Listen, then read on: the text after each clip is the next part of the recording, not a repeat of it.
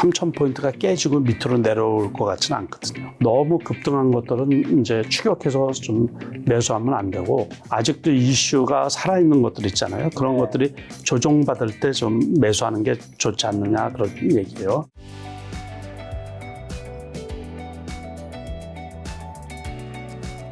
자, 회장님, 지금 현재 한국 증시가 지난달에 출연하신 이후로 이재명 이제 정부가 출범했기 때문에 굉장히 많이 올랐습니다. 미국 증시도 요즘에 분위기가 또 좋고, 일단 가볍게 한국 증시, 미국 증시 점검부터 한번 해주신다면. 그렇죠. 그러니까는 우리가 지금 제가 한 달 조금 넘었거든요. 네. 오늘이 6월 30일이고 5월 하순에 왔는데, 우리가 6.3 이제 대선이죠. 그 대선 결과에 따라 가지고 이재명 후보가 이제 대통령으로 당선되고, 그 다음에 이 주주 친화적인 정책, 뭐 그래서 아무튼 그 우리가 허니문 랠리라 그랬는데, 그래서 지수만 400포인트가 올라갔던 거예요. 400포인트. 그냥 3,100포인트까지 갔다가 이틀 지금은 3,071. 3,070포인트. 코스닥이 781. 네, 그러니까 그때도 2,700이 안 됐었거든요. 그러니까 거의 지수가 400포인트 거의 수직 상승을 했다고 보면 되는 거죠. 그리고 또 지금 말씀하신 것처럼 미국 주식도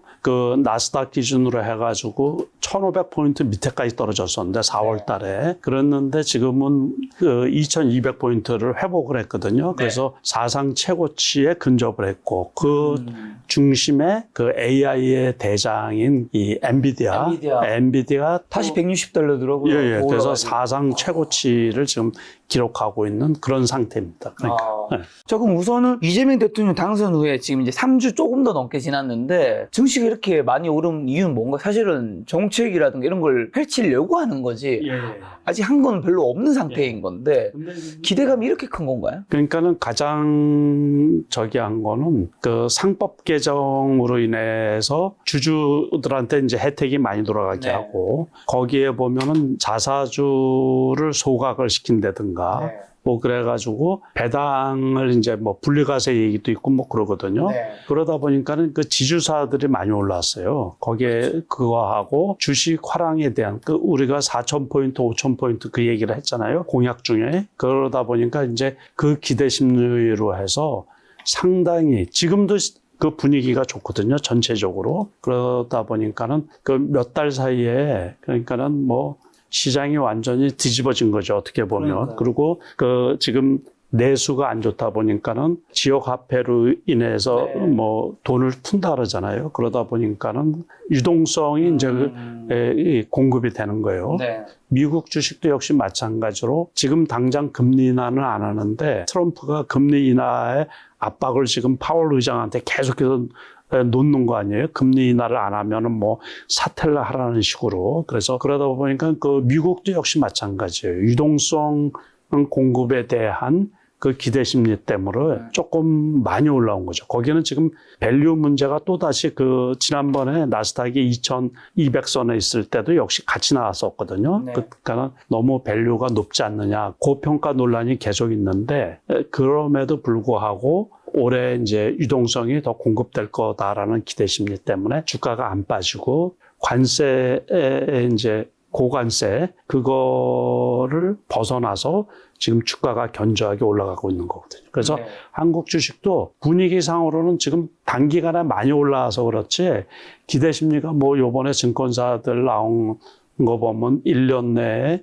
KB증권 같은 경우는 3,700포인트 고점, 그 목표가가 그 고점을 거기까지 이제 보는 데가 있고 일부 증권사는 뭐 4,000포인트 또 이렇게 얘기하는 데가 있어요. 근데 4,000포인트 정도 되면 퍼가 13포인트, 퍼 13 정도를 이렇게 매겼을 때 그렇다고 그러는데 어쨌든 계속적으로 시그널이 긍정적인 시그널이 많단 말이에요. 그러니까 지금 그 일반 투자자들 입장에서는 막 그 좀 마음이 급해서 매수에 가담하시는 분들이 많이 있어요. 제가 주변 사람들 그 분위기가. 그래서 우리가 요거를 이렇게 보면 코스피 지수잖아요. 그러니까 코스피가 단기적으로는 완전 정배열이 된 거예요, 지금. 정배열이 돼서 11선도 지금 안 깨는 상태예요. 여기서는 보면 쭉 5일선을 타고 간 거고 이제 5일선이 이제 어제 오늘 깨진 거고 아직 11선까지도 이격이 있는 거예요. 그러니까는 상당히 강한 장이라고 보면 되거든요. 급하게 갔기 때문에 좀 쉬는 맛은 있어야 되는데 그렇다고 제가 봐도 단기적으로는 뭐 3,000포인트가 깨지고 밑으로 내려올 것 같지는 않거든요. 이 저가 매수를 못한 그 투자자들 있잖아요. 개인 투자자들. 이쪽에서 많이 매수를 하는 거고 오늘 이렇게 이제 매매 동향을 한번 제가 살펴보면 이제 외국인이 그 지난 금요일 날에도 많이 매도를 했거든요. 네.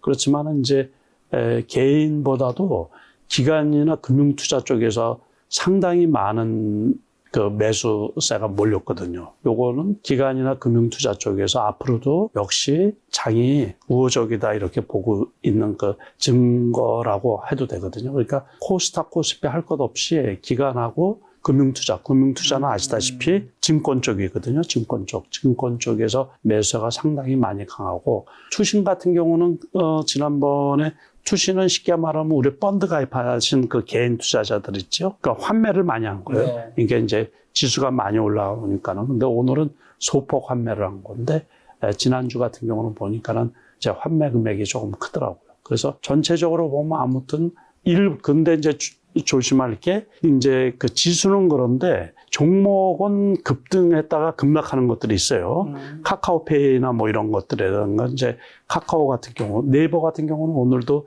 이제 소폭 반등을 했는데 카카오 같은 경우는 너무 이번에 급등을 했는 부분이 있죠. 그러다 보니까는 그 종목에 따라서 너무 급등한 것들은 이제 추격해서 좀 매수하면 안 되고, 그래서 그 같은 거더라도 이거 고점 대비해서 엄청 많이 떨어졌잖아요. 네. 11만 4천 원에서 7만 6천 원까지 떨어졌으면 상당히 많이 떨어진 거. 그래서 요거는 카카오페이는 이제 스테이블 코인 그거 관련해가지고 수혜를 받지 않느냐 그래가지고 아니 이 대형주가 거래 정지까지 됐으니까는 뭐 엄청난 거죠. 그냥 너무 급등해서 경고를 먹고서도 계속해서 올라가가지고 결국에 하루 거래 정지가 돼서 고점에서 이제 쭉 흘러내린 거죠. 그래봤자 아직 11선에 있는 거예요. 11선. 근데 이거는 이제 스테이블 코인이 실용되느냐 뭐 그거에 따라 가지고 주가가 다시 이제 반등해서 올라갈 수도 있는 거고 아니면 조금 불투명하고 그러면 이 한국은행에서는 은행권에서 알아서 할 일이다 이제 그렇게 밀어놓은 상태거든요. 어제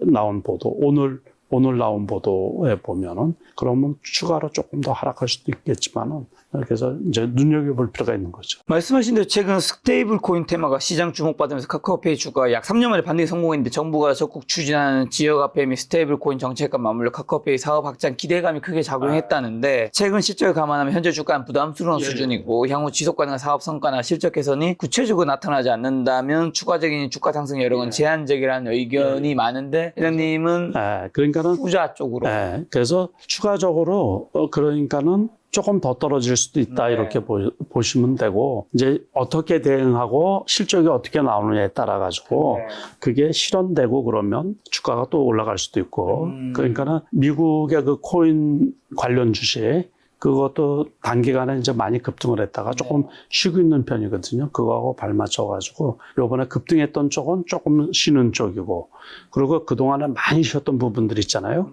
그쪽은 또 새로 올라오는 부분이 있고 그래서 지수가 안 밀리는 거예요. 우리가 시장 중심주라고 할 수 있는 그 대형주 있잖아요. 대형주들이 다시 말해서 순환매 비슷하거든요. 그렇게 올라가다 보니까는 지금 안 올라갔던 쪽도 조금 기지개를 피는 부분이 있고 그래서 게임 회사 NC소프트 같은 경우도 뭐 15만 원 밑에 있다가 지금 20만 원이 넘었거든요. 이게 종목에 따라 가지고 지금은 그래서 지수는 어느 정도 왔기 때문에 그래서 이제 종목에 따라서 견조하게 많이 올라왔잖아요. 그죠? 일단은 그 역배열에서 이제 벗어나 가지고 정배열로 들어서는 그 초입이기 때문에 이런 것들도 그렇게 이제 쉬고 있을 때는 매수가 가능하다는 얘기. 대형주 같은 게 대형주. 그래서 지수 자체는 밀릴 일이 제가 보기에 당분간은 없지 않느냐. 그래서 지금은 다른 이슈가 그게 관세에 관한 것도 어느 정도 내성이 생겼거든요. 그러니까 지금 자동차 25% 관세 뭐 이런 얘기도 나중에 하실 건데 그런 것들도 어떤 내성이 생겨서 크게 충격은 받지 않지 않느냐 그런 얘기. 저 그러면 이제 코스피가 어쨌든 3,120 이거 선을 돌파하고 3년 6개월 최고치에 경신했지만 말씀하신 대로 차익 실현 매물이 이제 출회되며 상승부 일부를 반납해서 이제 3,070일 정도인 건데 대부분의 업종이 이제 좀 상승한 만큼 추격 매수보다는 조정 시 저가 매수로 대응하는 전략이 바람직하다고 하시는 분들이 많은데 공감하시나요? 예, 맞죠. 그게 맞는 거고. 그러니까 많이 올라갔는데도 아직도 이슈가 살아있는 것들 있잖아요. 그런 것들이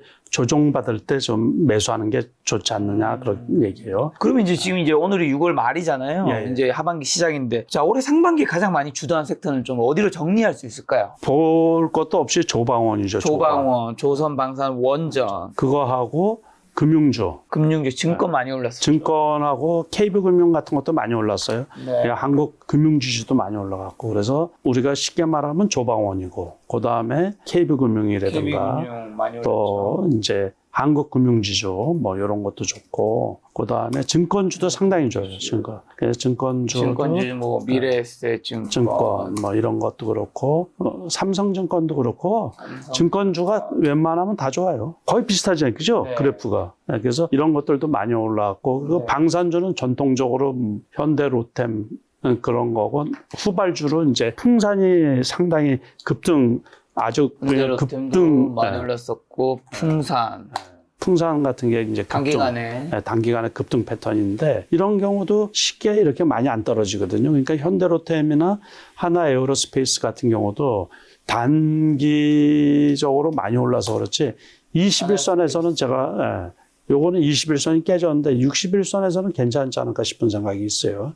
98만 원까지 갔다가 이렇게 왔는데 추세 자체가 꺾였다고 이렇게 보기는 좀 그렇고 단기적으로는 뭐 데드크로스가 발생을 했는데 제가 보기에는 그래도 이 방산 그 실적이 좋고 향후 전망도 좋기 때문에 그렇다고 뭐 쭉 내려가고 그럴 일은 없지 않나 그런 얘기거든요. 그러면 상반기에 이제 주도한 섹터들이 뭐 조선과 방산과 원전과 뭐 증권 이런 게 얘기해 주셨으면 하반기에도 갈 수 있는 섹터는 유망 섹터는 좀 어디고 아니면 하반기에는 좀 다른 섹터에서 무언가 좀 꿈틀대고 있는 것들이 좀 있을까요? 거의 없을 거로 보거든요. 상반기 중에서 괜찮은 것 중에 쉴 때 이제 매수를 하는 거죠. 그게 조금 조정을 받고 그래서 거의 나올 종목이 다 나왔고 글쎄요. 그래서 저도 이제 하반기에 어떤 종목이 좋을까 이렇게 예상을 이렇게 한번 해보면 새롭게 뭐 두각을 나타낼 종목은 없고 제가 보기에 그러니까는 바이오 종목 같은 경우는 요번에 지수가 많이 올라가도 소외된 종목군들이 있거든요. 그렇죠. 근데 그런 것들은 결국에 재료나 이슈가 지금 시장하고 안 맞았기 때문에 소외가 됐는데 그게 하반기라고 해서 그쪽이 각광을 받고 그럴 가능성은 거의 없거든요. 우리가 조선도 그렇고 방산 같은 경우도 그렇고 원전 같은 경우도 그렇고 그거는 미국 주식하고 궤를 좀 같이 하는 편이고 세계적인 그 지정학적 리스크 있잖아요. 그러니까 요번에 이란, 이스라엘 이제 전쟁이라든가 미국이 공습을 한 거라든가 뭐 그것도 방위비 인상을 그 트럼프가 압박을 한다든가 그런 여러 가지 요인들이 그 주식, 그 섹터들을 올라가게 만드는 거예요. 그러니까 우리나라 같은 경우는 지금 제가 보기에는 그 원전주가 많이 올라갔는데 일부 원전주, 그러니까 개별성 있는 스몰캡의 원전주들은 오히려 지금 떨어지고 있는 추세거든요. 근데 그런 것 중에서 지금 폐원전이 요번에 고리 1호기가 지난주에 승인이 났잖아요. 해체 승인이. 그 관련 주식은 다시 살아날 가능성이 있지 않나 이제 그렇게 보고 있거든요. 그러니까 그쪽은 조금 폐원전 시장이 전 세계로 따지면 폐원전, 원전 폐기하는 거 있잖아요. 해체 작업하는데 그 시장이 500조 시장인데 요번에 고리 원전만 해도 그걸 해체하는데 한 8천억 정도가 비용이 들 거로 예상을 하더라고요. 그러다 보니까는 그게 우리나라에선 처음이고 원전 해체의 원천 기술을 갖고 있는 나라는 미국밖에 없거든요. 전 세계에. 그러다 보니까는 그 어떻게 보면 그 원전 관련주 중에서도 블루오션이 아닌가 이렇게 생각이 드는 거예요. 그러다 보니까는 이제 요번에는 단기적으로 올라갔다가 떨어지는데 그 종목들은 좀 잘 지켜보면 실질적으로 이 해체 작업이 들어가면서부터 그 많이 떨어질 때 많이 떨어져서 만약에 올라간 것 없이 많이 떨어진 상태면은 재매수해도 되지 않나 이제 그렇게 생각이 들어요. 폐원전 관련주는 어떤 것들이 있죠? 관련 종목입니다, 여러분. 그거는 제가 이렇게 뭐다라고 하면 뭐하고 이 증권사 HTS에 이렇게 보면은 네. 그 테마 그거를 이렇게 정리해 놓은 데가 있어요. 그거에 맞춰 가지고 네. 그 트레이딩을 하면 되지 않을까 싶어요. 아니면 인터넷에 검색을 해 가지고 네. 폐원전 관련주 이렇게 해서 하면은 이제 어떤 블로그들이 이렇게 정리해 놓은 부분들이 있거든요. 그 중에서 모든 기업들이 뭐 원전에 관련이 있으면 네. 폐원전에도 일정 부분 관련이 있겠죠. 네. 그러니까 그래서 검색을 해보시면 되고 그 중에서도 이제 많이 올라간 것들은 위험하고 많이 올라갔다가 이제 떨어지는 것들이 있거든요. 자, 지금 이게 이제 회장님께서 폐원전 관련된 섹터에서 이제 종목을 정리해놓은 이거 다 가지고 계신 거 아닙니다, 여러분. 다 사면 안 되는 거예요. 다 사면 안 돼요. 이런 것들이 있으니까 참고하셔서 이 중에서 직접 또 잘 나올 것 같고 위험하지 않은 것 같은 거. 요거는 그래서 원일 TNI 같은 경우는 급등했다가 네. 지금 뭐 올라간 거 없이 거의 다 떨어졌거든요. 요게 우리가 차트를 보면. 그 차트가 요즘에 왜곡이 돼요. 네. 이게 그 여기에 보시면 KRX가 있잖아요. 네. KRX가 있고 넥스트 거래소가 있고 그러거든요. 맞아요. 그래서 그래프가 달라요. 그래서 이거를 주식하는 저 같은 입장에서는 참 불편한 거예요. 이거 넥스트 거래소.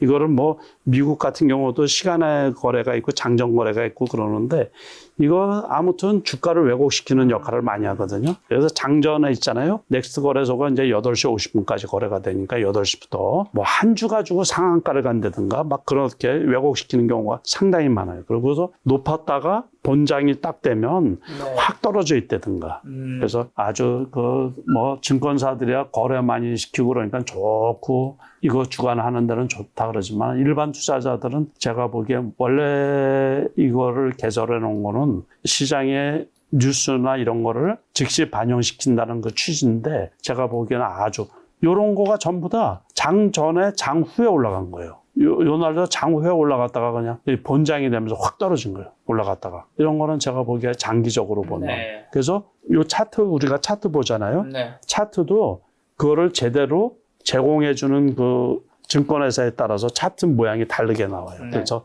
상당히 좀 조심해야 돼요. 그냥. 자, 어쨌든 폐원전 관련주에서 돈을 벌 기회가 있으니 한번 잘 찾아보셨으면 좋겠다. 그렇죠. 제 개인적인 의견입니다. 네. 그럼 혹시 이제 이재명 정부가 출범한 지 이제 벌써 그러면 내일이면 다음 7월로 가는 거니까. 그렇죠. 이제 한 달 차부터 이제 뭔가 이제 하실 테니까요. 이재명 대통령 정책 수혜감이 기대되는 관련주는 좀 어떤 것들이 있을까요? 그게 벌써 다 올라갔죠. 네. 그래서 벌써 다 올라가서 지역화폐 관련주들은 그 당선되고서 급등을 해가지고 벌써 뭐 더블씩 올라간 것들도 있고 그러다가 지난번에 국회에서 예산안이 통과가 되면서 그날 우리가 소문에 사고 뉴스에 팔으라는 네. 그 주식 격언이 있잖아요. 그날 급락을 했었거든요. 그렇지만 이제 저점 대비해서는 많이 올라갔고 그다음에 이제 상법 개정에 관한 그렇죠. 그게 아마 4월 첫 주에 통과가 될 것 같은데 그러면은 그 관련주들도 벌써 많이 올라갔죠. 그러니까 그거는 아까 말씀드린 것처럼 뭐 일단은 3% 의결권, 네. 그 대주주 의결권 그거로 인해 가지고 아무튼 누차 말씀을 드린 거지만은 또 자사주 소각 이런 거 이래서 주주 친화적인 정책이 계속 시행이 되다 보면 네. 전체적으로 아무튼 그 주가 밸류, 주식시장 밸류, 그 지수 밸류 뭐 그래서 아무튼 그거가 지금도 진행되고 있다고 생각을 하면 되죠. 그렇지만은 주식시장은 무조건 실적이 반영되고 실적에 수렴하게 마련이기 때문에 말로만 립 서비스로만 해가지고 주가가 부양되지는 않거든요. 그리고 과거에 우리가 조금 소위 말해서 잘 모르고 있을 때 네. 그럴 때는 뭐 정부에서 개입해가지고 주가를 올리고 막 무차별로 주식을 매입하라 막 그랬었잖아요. 근데 그런 경우는 이제 실패하기 마련이기 때문에 지금은 또 그런 거를 하는 시대도 아니고 그렇지만 아무튼 그 주주 친화적인 그 시장을 만들겠다. 네. 그래서 이제 그렇게만 해도 지수는 올라간다. 이제 그런 얘기죠. 주주 친화적인 게 관련된 거 진짜 시행된다면 지주사가 오를 확률이 높은 건가요? 그럼요. 그래서 지주사 주식이 많이 올라갔어요. 그러니까 대표적으로 뭐 지주사는 아무거나 찍어도 다 많이 올라갔어요. 네. 코오롱 대표적으로 전에부터 올라갔던 게 이제 코오롱, 올랐고요. 그다음에 삼성물산 이것도 이 무거운 게 여기까지 올라갔다가 지금 이제 많이 올라간 거죠. 하나도 지주사 아닌가요? 아, 그렇죠. 하나도 지주사죠. 하나도 지주사고 두산도 지주사죠. 아, 그럼요. 그러니까 두산도 많이 올라가고. 꾸준히 올라가요. 그러니까 이런 것들은 다 엄청 많이 올라가요. 이 무거운 게 이것도 보시면은 4월 7일 날에 우리 주가가 그 많이 떨어졌던 날이잖아요. 이렇게 꾸물럭꾸물럭 해가지고 엄청 많이 올라간 거예요. 그러면 이제 이재명 정부가 내수 신작을 위해서 추경, 의회 의결 및 상법 개정 처리가 예정대로 이루어지면 자금 유입이 확대될 텐데, 근데 이제 이런 거잖아요. 지금 이제 어쨌든 두산이든 뭐 지주사든 금융권이든 많이 올랐는 게 이게 이미 다 반영된 거일 수도 있고, 아니면 앞으로 덜 이제 시행된 거에 덜 반영된 거일 수도 있는데, 그게 결국 중요한 거잖아요. 이제 그걸 결정해야 될 텐데 투자자분들은. 저도 어렵죠. 이게 어려운 게 실적이 받침이 되면 이제 7월 중순 되면 상반기 실적이 발표가 돼요. 상반기 실적이 발표가 됨에 따라서 이 주가가 재편될 가능성도 있고, 그러니까는 기대한 것마다 만큼 실적이 안 나오고 향후 실적도 불투명하고 그러면 주가가 꼬꾸라지는 거고, 그런데 지금 실적은 별로 안 좋은데 앞으로 실적이 좋아질 거라고 예상이 들면 종목으로 들어가서 버텨주는 거고, SK 하이닉스 같은 경우 한번 쳐볼까요? 이 경우는 상당히 좀 많이 올라갔잖아요. 이격이 발생해 가지고서 이틀 떨어진 건데 오늘 또 5일선 닿자마자 이제 오늘 이제 반등을 한 거고, 어제도 5일선 밑으로 그 5일선도 안 깨진 거예요. 5일선도.